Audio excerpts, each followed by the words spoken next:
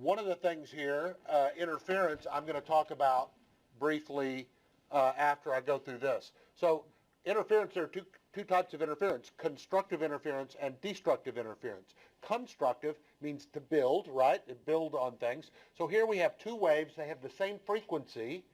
They also have the same phase, which means they start at the same point. So this wave here, up and down, started at zero here and goes on like this.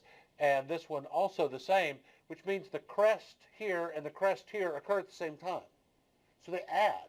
So the resultant wave is double the height of each of these waves. They're adding together. Now this one of them is like a sine wave and one's a cosine wave. They start at different points. This one starts going up to the crest. This one starts going down to the trough. So they're exactly out of phase with each other. So where this crest appears, this trough appears. So when they add together, they equal zero, right? They equal zero. Both have the same frequency and are traveling at the same speed, but they are out of phase with each other, so this is the result. Now, in this case, being out of phase, they're at the same frequency. So that occurs, whatever occurs all the time. So here we always have constructive interference, and here we always have destructive interference. But what happens if they're moving at the same speed but they're different frequencies? So I'm going to show you a visual graphic of that and then an audio graphic of that. The visual graphic is this. Okay, here we have a wave. The amplitude, which is from the center line up to the crest, I'll do double the amplitude because that's easier, from the crest to the trough, is about this big. And here, same thing, same amplitude wave. But look down here. That's a lot bigger, twice as big, except right here where it's almost zero. So what's happening here, these two waves are moving at the same speed, but they're slightly different frequencies. This one looks to be just a little bit higher frequency than the red one. So what's happening is here, the crests line up, which means it's bigger. But here, this is a trough and this is a crest, so they cancel and end up being zero. So that's a problem, right, with that. So let's take a look at an audio example. How many of you guys have been exposed to music in some form or another? Band, choir, on your own, something like that? You almost always have somebody who sets some sort of note for everybody to tune against. A lot of times it's a player, like that. They play something, everybody does, tunes their instruments to that, or have a tone generator or something. Guitar players a lot of times will have a little tone generator. So the tone that is most commonly used is the note A over middle C, which has a frequency of 440 hertz. So listen to this. You can hear that? So that's A440, which is pretty much the worldwide standard.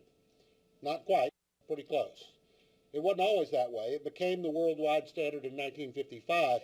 Prior to that, it was the standard in the U.S. from the beginning of the 1900s, but it didn't become a worldwide standard until 1955. In Europe, as a matter of fact, the Treaty of Versailles, heard of the Treaty of Versailles? A lot of you haven't. That's the treaty that ended World War I, right? It also established that the European standard tone was going to be A435, which is this tone. Can you hear a difference? Most of us can't, okay? It's very close. You might be able to hear the difference if I play the other one right after. It's a little bit higher. If you got sensitive ears, you can hear it. What happens if we play 435 and 440 at the same time? That's really annoying. That wah-wah. You can see it over here. Wow, wow, wow, right? It's getting big and low, okay? That's actually called the beat frequency,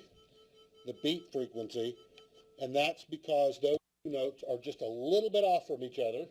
So sometimes they amplify and sometimes they cancel, and then they amplify and then they cancel because they're a little bit off on frequency. So that's an audio example.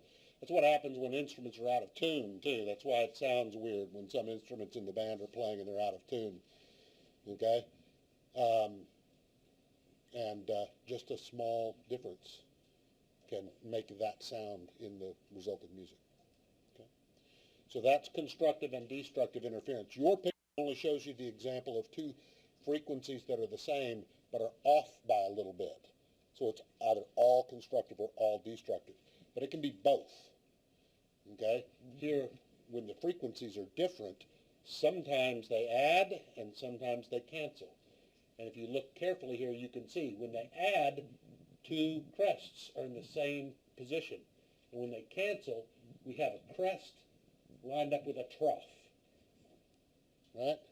So they either add two crests together or two troughs together, or they have a crest and a trough, which cancel. Okay? Any questions about that? That is really annoying, isn't it? Each of the pure tones sounds fine. Okay.